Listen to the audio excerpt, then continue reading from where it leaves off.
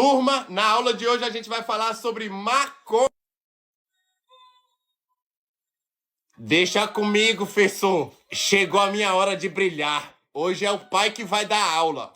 Quando os negros vieram de África, trouxeram uma planta pra fazer defumação. Nessa matéria eu tiro 10. Teu olho tá vermelho. Ah, foi cisco que caiu, professor. Ah, então, turma, o professor Matuê vai ensinar algumas coisinhas pra vocês. Vamos lá, galerinha. Quando os negros vieram de África, eles trouxeram uma planta.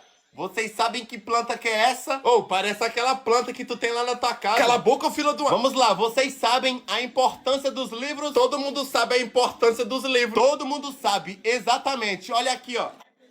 Papel por baseado. Menino! Quando os negros vieram de África, trouxeram uma planta